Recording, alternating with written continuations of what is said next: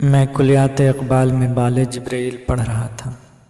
یہ میرا روز کا معمول تھا، کبھی اقبال تو کبھی غالب، کبھی میر تو کبھی جون ایلیا۔ دراصل مجھے شعر و شاعری سے والہانہ لگاؤ تھا۔ میں لالٹین کی روشنی میں حروف کا مشاہدہ کر رہا تھا۔ دسمبر کی سیاہ رات اوس کی سفید چادر میں ملبوس تھی۔ میں نے اپنے ہاتھوں میں گرم دستانے پہن رکھے تھے۔ آج دن بھر سرد ہوائیں چلیں، جس سبب ٹھنڈ میں مزید اضافہ ہو گیا تھا۔ گاؤں کے ایک کنارے پر میرا چھوٹا سا مسکن 2 کمروں پر مشتمل تھا، جو پوری طرح سے مکمل نہ ہوا تھا۔ ابھی ایک کمرے کی ڈھلائی باقی تھی۔ بہرحال میری آنکھیں خواب آور ہونے لگیں، نیند کا خمار انگڑائی لینے لگا۔ کتاب سرہانے رکھ کر دیوار گھڑی پر ایک نظر دوڑائی۔ رات کے 10 بج رہے تھے۔ اسی بیچ میرے کانوں میں ایک حیرت انگیز آواز آئی، دروازہ کھولو۔ میرا کمرہ دروازہ سے بالکل لگا ہوا تھا۔ میں نے اپنے کانوں کا دھوکہ سمجھ کر آواز پر توجہ نہ دیتے ہوئے سونے کی کوشش کرنے لگا۔ دوبارہ پھر وہی آواز، دروازہ کھولو۔ میں بستر سے اٹھا اور دروازہ کے نزدیک جا کر کھڑا ہو گیا۔ میرے من میں کسی طرح کا کوئی خوف نہ تھا۔ میں خاموشی سے دوبارہ آواز آنے کا انتظار کرنے لگا۔ کچھ دیر بعد پھر آواز آئی، دروازہ کھولو، اور میں بے تعمل دروازہ کھول دیا۔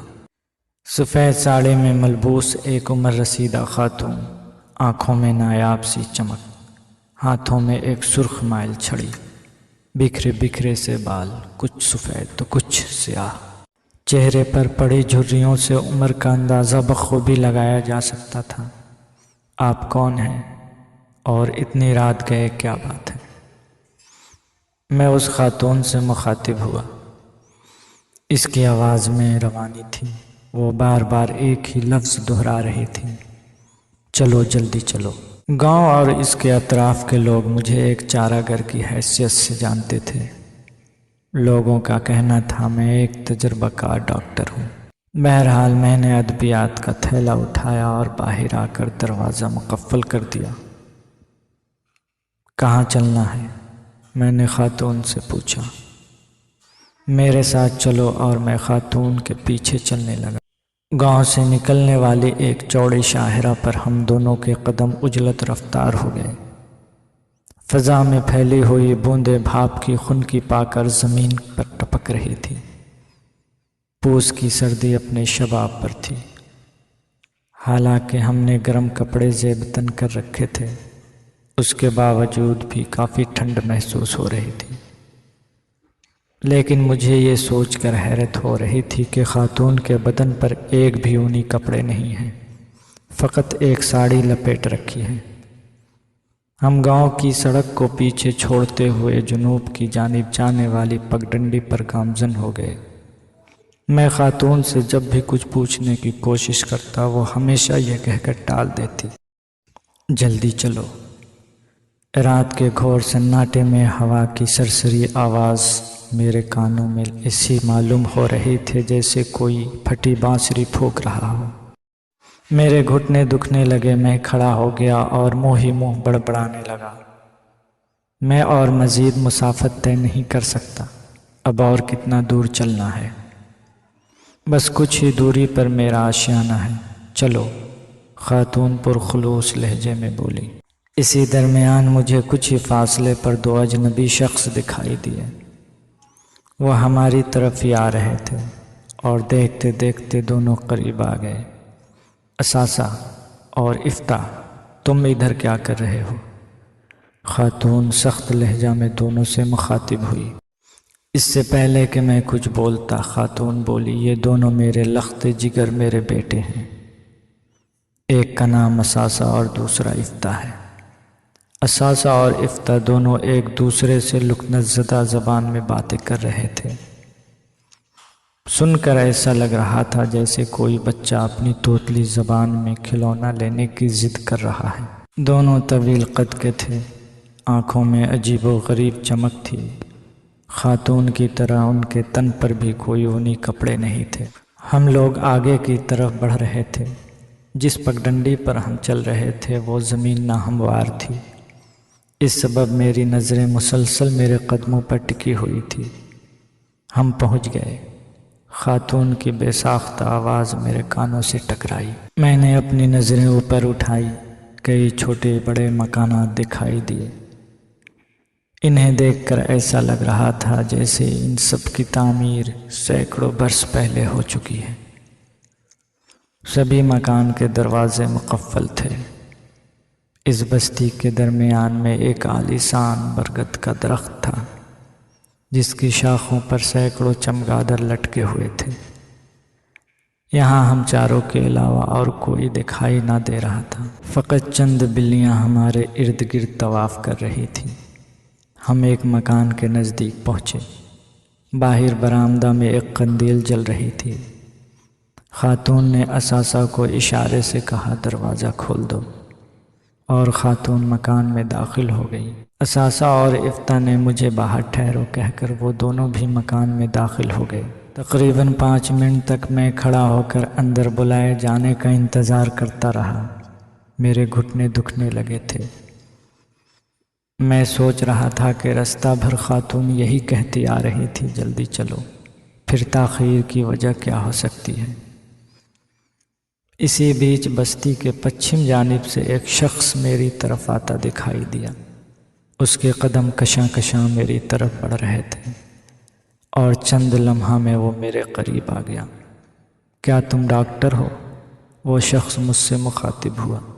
اس کی زبان بھی لکنت زدہ تھی، اثاثہ اور افتاح کی طرح۔ میرے منہ سے بے تامل آواز نکلی، ہاں میں ڈاکٹر ہوں۔ میرا ایک چھوٹا بیٹا شدید بیمار ہے، کیا تم میرے گھر چل کر اسے دیکھ سکتے ہو؟ بزرگ شخص کے لہجے میں نرمی کی لہریں دوڑ رہی تھیں۔ ہاں دیکھ لوں گا، لیکن اس مکان کے مریض کو دیکھنے کے بعد۔ کچھ دیر خاموش رہنے کے بعد وہ شخص بولا، ابھی کیا وقت ہوا ہے؟ میں نے اپنی کلائی پر بندھی گھڑی دیکھتے ہوئے بولا، 11:30 بج رہے ہیں۔ 12 بجے کے بعد ہی اس گھر کے لوگ تمہیں اندر داخل ہونے کی اجازت دیں گے، اس سے پہلے تو قطعی نہیں۔ مگر کیوں؟ زیادہ اگر مگر میں مت الجھو، میرے ساتھ چلو۔ اور میں اس شخص کے ساتھ چل پڑا۔ کچھ دور کے بعد ہم ایک پرانے سے مکان کے نزدیک پہنچ گئے۔ یہ میرا گھر ہے، وہ شخص اشارے سے بولا۔ اس مکان کی کچھ دیواریں زمین بوس ہو گئی تھیں اور کچھ ہونے کی منتظر تھیں۔ ہم مکان کے آنگن میں آ گئے۔ میری نظر ایک کرسی نما پتھر پر پڑی۔ میں اس پتھر پر بیٹھ گیا۔ مجھے کافی تھکاوٹ محسوس ہو رہی تھی۔ مکان صرف ایک کمرہ پر مشتمل تھا۔ یہ فقط کہنے کو گھر تھا، نہ کوئی چھپر اور نہ چھت۔ کمرے سے روشنی کی مدھم مدھم سی شعاعیں باہر کی جانب پھوٹ رہی تھی۔ چلو اندر چل کر مریض دیکھ لو۔ میں وہاں سے اٹھا اور کمرے میں داخل ہو گیا۔ اس ایک چھوٹے سے کمرے میں 10 لوگ موجود تھے، 4 بچے، 3 خواتین اور 2 مرد۔ سبھی کی آنکھیں مثل یاقوت چمک رہی تھیں، بال سنہرے اور چہرے پر سرخی مائل تھی۔ ایک نوزائیدہ بچہ جس کی عمر تقریباً 4 سے 5 ماہ کی ہوگی، قریب مرگ فرش پر لیٹا ہوا تھا۔ اس کا پورا جسم ایک سفید چادر سے ڈھکا تھا۔ ہم نے اسے کتنے حکیموں کو دکھایا لیکن کوئی فائدہ حاصل نہ ہوا۔ بزرگ شخص لکنت زدہ آواز میں منہ ہی منہ بڑبڑا رہا تھا، یہ کتنے دنوں سے بیمار ہے؟ کمرے میں موجود ایک خاتون بولی، قریب 2 ماہ سے۔ میرے منہ سے بے ساختہ آواز نکلی، اللہ بہتر شفا دینے والا ہے۔ ادویات کے تھیلے سے ہم نے کچھ دوائیں نکال کر دیں اور کمرے سے باہر آ گیا۔ بزرگ شخص بولا، اپنی اجرت بتاؤ تاکہ میں تمہیں تمہارا معاوضہ دے دوں۔ ان لوگوں کی مفلسی کو دیکھ کر میرا ضمیر قطعی اجازت نہ دے رہا تھا کہ میں ان سے کوئی اجرت لوں۔ مجھے کوئی معاوضہ نہیں چاہیے، بس آپ کا بیٹا اس مہلک بیماری سے نجات پالے۔ یہ کہہ کر میرے قدم آگے کی طرف بڑھنے لگے۔ بزرگ شخص محبانہ لہجے میں ہم سے مخاطب ہوا۔ انسان قوم کو اللہ نے بے شک نیک بخت اور رحم دل بنایا ہے، کاش ہماری قوم کا ضمیر بھی ایسا ہی ہوتا۔ کیا آپ کا تعلق انسان قوم سے نہیں ہے؟ کیا آپ غیر انسان ہیں؟ آپ کون ہیں؟ پاس میں کھڑی ایک عمر رسیدہ خاتون بولی، ہم جنات قوم سے ہیں، یہ بستی جناتوں کی ہے۔ میری آنکھوں کے سامنے اندھیرا چھانے لگا، ادبیات کا تھیلا ہاتھ سے چھوٹ کر زمین پر گر گیا، دونوں پاؤں ناکارہ ہو گئے، ایک قدم بھی آگے بڑھنے کی طاقت باقی نہ رہی۔ حواس جاتا رہا لیکن میرے کان جاگ رہے تھے۔ بزرگ شخص میرے حواس بحال کرنے کی کوشش کر رہے تھے۔ میرے چہرے پر پانی کے قطرے مارنے لگے۔ آنکھیں کھولو، ہوش میں آؤ، غیر وسوسہ دل سے نکال دو، خاطر جمع رکھو۔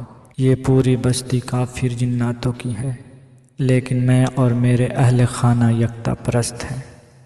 جس خاتون نے تمہیں مکر و فریب سے یہاں لایا ہے وہ اس گاؤں کی امیر ہے۔